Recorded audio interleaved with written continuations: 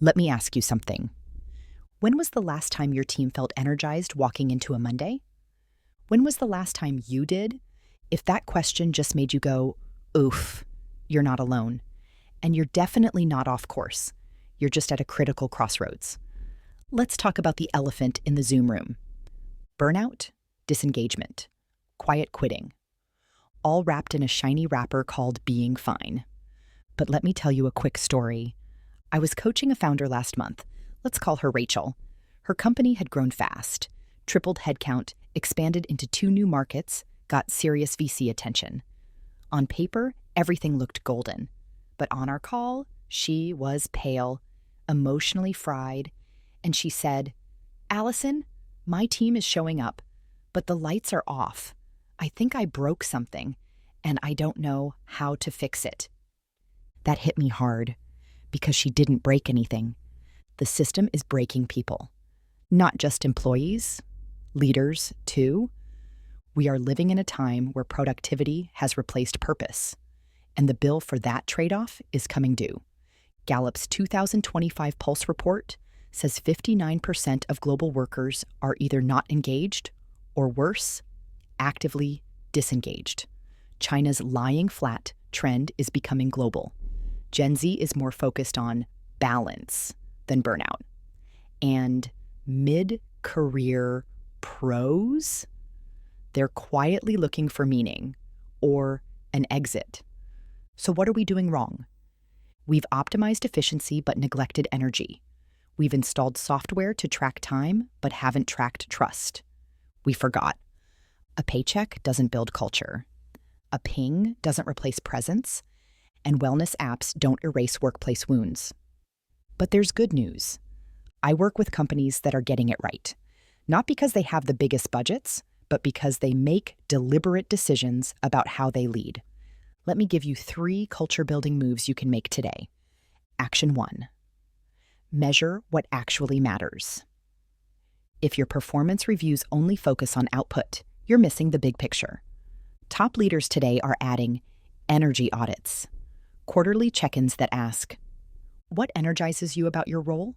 What's draining you? Where do you feel most disconnected? Pro tip, don't send a Google form. Have the real conversation, because culture doesn't live in data. It lives in dialogue.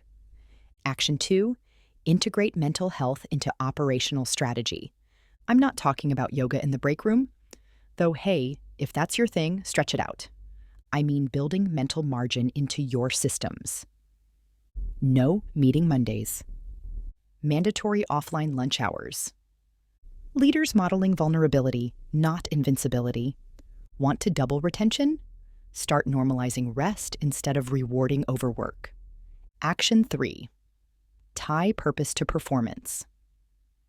Humans need meaning. I doesn't.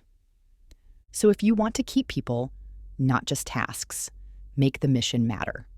One of my clients, a SaaS founder, starts every Monday meeting by sharing a short story of how their software helped a real customer. It's 3 minutes, but it rewires the team's why.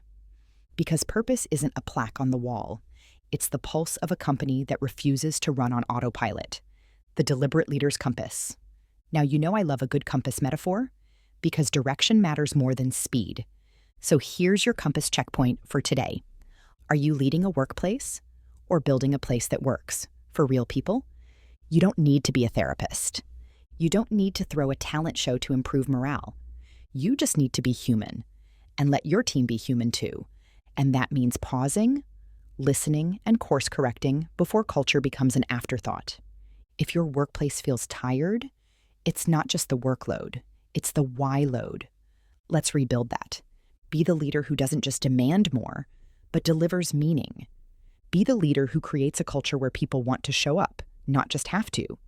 And if this episode gave you that little gut check or fired you up with an idea, you know what to do. Share it. Talk about it with your team.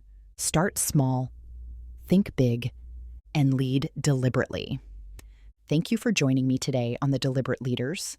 Subscribe, review, and as always, drop me a message if you're ready to talk about what your company's compass looks like.